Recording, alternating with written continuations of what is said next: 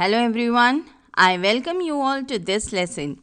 Today I am going to discuss on the topic The Scene of the Crime from the novel The Silent World of Nicholas Quinn by Colin Dexter.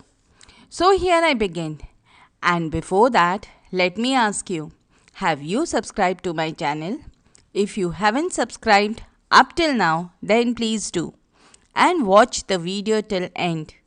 And press the like button if you have liked my video. So let us start with our topic, The Scene of the Crime from the novel The Silent World of Nicholas Quinn by Colin Dexter. The topic has been taken from the book Nelson English International Student Book 8. This is a great book and helpful one. It teaches the skills and crafts of quality writing.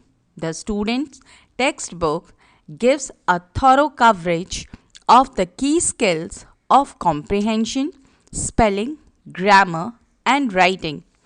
It is designed to build children knowledge of these language skills and apply them in their written task. In this lesson, I will explain line by line explanation with word meaning. So now let us understand the title of the story, The Scene of the Crime from the novel The Silent World of Nicholas Quinn by Colin Dexter. This is an extract taken from a crime novel by Colin Dexter. This is the third novel in Inspector Morse series of detective series. The noticeable change which was observed in this lesson was the omission of much of the material prior to Quinn's murder. Since the story is about a murder, the title is quite justified. Now children, I'll tell you about the author Colin Dexter. Colin Dexter was an American writer. He was known for his English crime writing, for his Inspector Morse series of novels. He was born on 29 September and died at the age of 86 on 21st March 2017 in England. He received several awards and honors. This book, The Silent Book of Nicholas Quinn, was published in 1977. In this book, he has mentioned about the newly appointed member of the Oxford Examination Syndicate, Nicholas Quinn, who was deaf, provincial, and gifted. He was able to lip read, gets the job, but now he was dead, and his murder in his North Oxford home proves to be the start of a formidable labyrinthine case for Chief Inspector Morse as he tries to track down the killer through the insular and busy world of the Oxford colleges. So now let us start with one of the extracts from the novel of The Silent World of Nicholas by Colin Dexter. The scene of the crime. In this lesson, we find the following 6 characters. Number 1, Chief Inspector Morse. Number 2, Sergeant Lewis. Number 3, the dead man, Nicholas Quinn. Number 4, Mrs. A. Evans, the maid servant of Nicholas Quinn. Number 5, Mrs. Jardine, owner of the property Pine Way Number 1, who was in her early 50s and who had rented her home to Nicholas Quinn. Number 6, the young couple staying upstairs in the same Pine Way apartment in the same Pine Way house was now in the hospital of John Redcliffe Hospital. She had given birth to a baby and her husband works at College at night and was staying with his parents somewhere in Oxford. The scene opens with Sergeant Lewis and Chief Inspector Morse, who got the information that a body has been found. So they make their way to the scene of the crime. Now, children, this is the place where the crime takes place. So now I'll take you to that place. Listen carefully. So the line are: the front door of number 1 Pine Wood closed, open to the narrow hallway, with a row of clothes pegs at the foot of the staircase, which climbed the wall to the left. Morse stood inside and pointed to the door immediately to his right. This the one. Next one, sir. The door was closed and Morse took out his pen and depressed the handle carefully. I hope you haven't left your prints all over the place, Lewis. I opened it in the same way as you, sir. Now the explanation. So here the sergeant as well as Chief Inspector Morris have reached the place called Pineway, which was closed open on a narrow hallway, where he found many clothes hung on pegs at the foot of the staircase towards the left of the wall, where peg means a piece of wood or metal on a wall or door that you hang your clothes on. As the door was closed, so Morse took out his pen and depressed the handle carefully, where depressed means skillfully, and then he inquired from Lewis and hoped that he did not leave any print on the door, which he had opened, as it was closed when the body was found. The door was closed when he had come to this particular place where the body was found. So Lewis replies that he had opened it very carefully in a skillful manner, leaving no mark on the door. Now the line.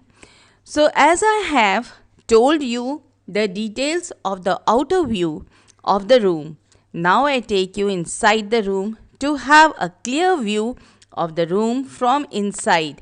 That is the internal view. So now children, you had a clear information about the outer view. Now let us see what happens inside the room when Mr. Morris opens the door. So the lines are: inside the room the electric light was still turned on. The dull orange curtain were drawn. The gas fire was burning low and lying in a foetal posture, where the foetal means baby-like structure in its mother's body. On the carpet was the body of a young man. So here what we see inside the room as soon as they enter the room was that we observe four things. Firstly, the electric light was on. Secondly, faded orange curtains were drawn. Thirdly, the gas fire was burning low. And fourthly, the body of young man was lying on the carpet in a foetal posture. The fire was flanked where flanked means the fire was flanked where flanked means be of each or on one side by two old but comfortable looking armchair, and beside the one to the right on a low French polished coffee table stood a bottle of dry sherry, which means not sweet alcoholic beverages or wine, almost full, and a cheap looking sherry glass almost empty. So after observing four things inside the room, we find some other things in the room which Mr. Morris had seen. That is a very old armchair. Towards its left was the fire flanked, and towards the right of the armchair there was a low French polished coffee table. On the coffee table there was a full bottle of dry sherry, which means not sweet alcohol or wine, and on one wine glass which was empty. So children, what all things have we seen inside the room? Number 1, the electric lights was on. Number 2, faded orange curtains were drawn. Number 3, gas fire was burning low. Number 4, the body of the young man lying on the carpet. Number 5, very old armchair. Number 6, fire was flanked on left side of the armchair. Number 7, on the right of the armchair, there was a coffee table on which there was a full bottle of wine, and number 8, an empty glass wine. So these are the things which we have found inside the room. Morse bent forward and sniffed the pale clear liquid, where sniffed means to smell. Did you know, Louis, that about 18% of men and about 4% of women can't smell cyanide? It is a poison then, smells like that. Peach blossom, bitter almonds, take your pick. So after that, Mr. Morse bent forward and smelled the liquid of the bottle and told Louis that 18% of men and 4% of women cannot smell cyanide, and they guessed that it might be poison which smelled like peach blossom, bitter almonds, according to them. The dead man's face was turned towards them, away from the fire, and Morse knelt down, where knelt down means to bend down, and looked at it. So they saw that dead man's face was away from the fire and was turned towards them. So Morse bent down to have a look at the dead man's face. A small quantity of dry food crusted the twisted mouth, and the bearded jaw was tightly clenched in death. The pupils of the open eyes appeared widely dilated, and the skin of the face was a morbid, blotchy blue. Now, children, in this paragraph, we have an idea and description about the dead man. So let us see what the dead man looks like. The dead man's face turned towards them, and what did they see? They saw 4 things. The first one, that the mouth of the dead man was dry froth crusted and twisted, which means the mouth was dry or parched, small bubbles deformed and crumpled. Secondly, the bearded jaw was tightly clenched, means tightly closed in death. It was tightly closed in death. Thirdly, his pupils of the open eyes means the dead man's eyes were open wide after the death, and the pupils had become more wider or larger because of death. And fourthly, the dead man's skin was a morbid blotchy blue, which means it was abnormal, unhealthy, patchy blue skin as he was dead, maybe due to the intake of poison. All the classic symptoms, Louis. We hardly need a post-mortem of this one. He turned his attention back to the room itself. So the 2 officers took the decision that the dead man, Nicholas, might have died due to the intake of cyanide. So it was not required to do any post-mortem. Then he, that is, Mr. Morse, turned his attention on back to the room, as he did not get the probable answer for the cause of the death of the dead man. So he is trying some other clues. Everywhere seemed remarkably clean and tidy. A small waste paper basket stood in the shallow alcove, where alcove means corner to the left of the fire. And inside the basket was a ball of paper, which Morse picked out and smoothed gently on the top of the sideboard.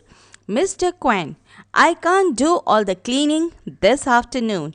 because Mr. Evans is sick and I have got to get him a prescription from the doctor.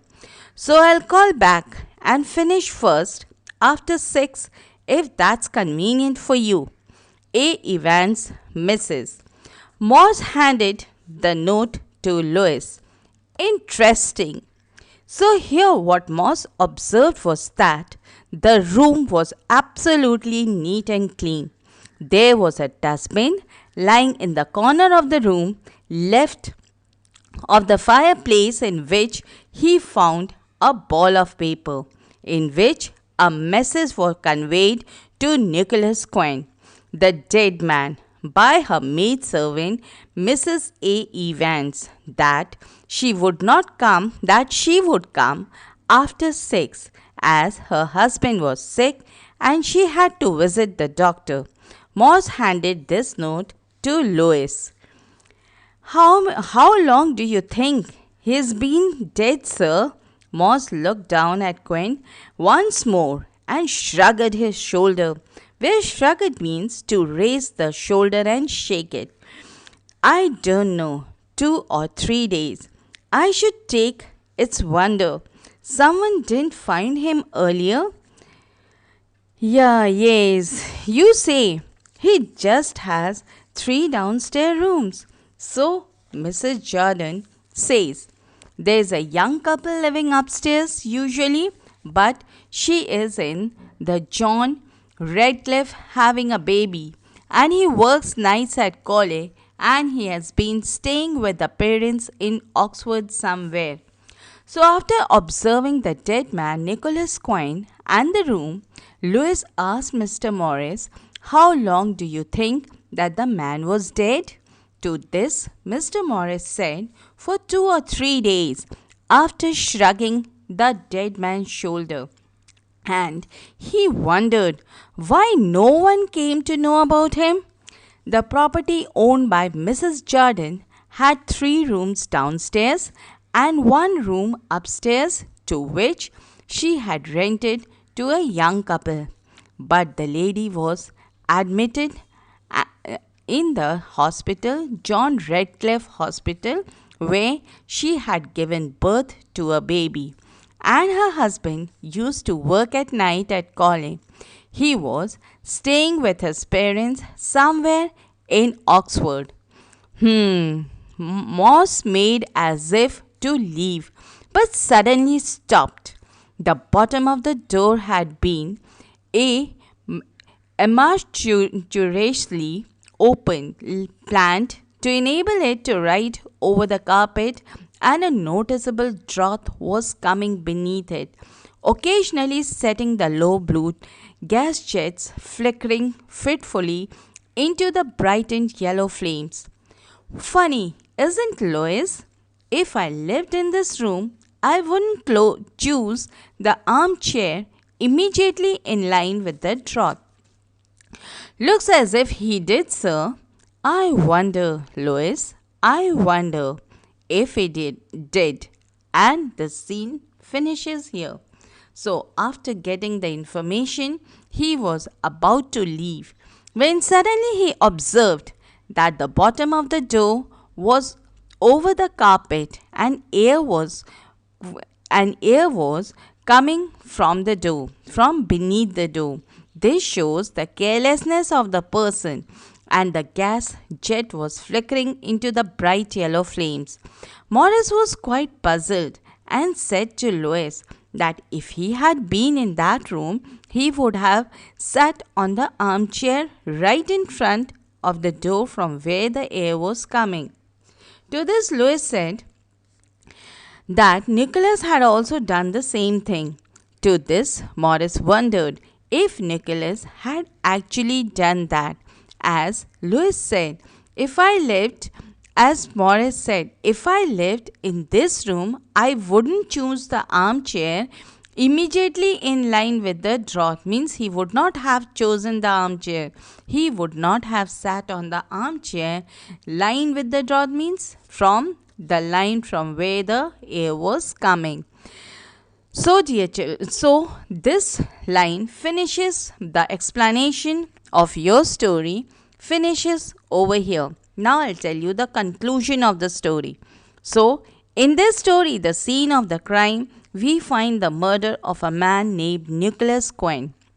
He was deaf and had been recently hired by the Foreign Examination Syndicate, which supervises Oxford College's examination for students who live overseas. It appears that someone may be selling the examinations and that Quinn may have discovered the scandal, but before he could do anything about it, someone slips poison, that is cyanide, into his sherry. The other members of the syndicate are naturally the obvious suspects, and as Morris begins to sort through their secrets and rivalries, things become increasingly curious. The case is a fascinating case and possible exam cheating, etc. Inspector Morris is patient enough and curious enough to sort them all out and catch the culprit. He has a multiple choice murder. So, dear children, with these words, I end my lesson. Hope you might have understood the lesson and enjoyed reading this beautiful lesson full of suspense. Do like, share, and subscribe my channel. Hope this lesson will be beneficial for you in your study. Thank you.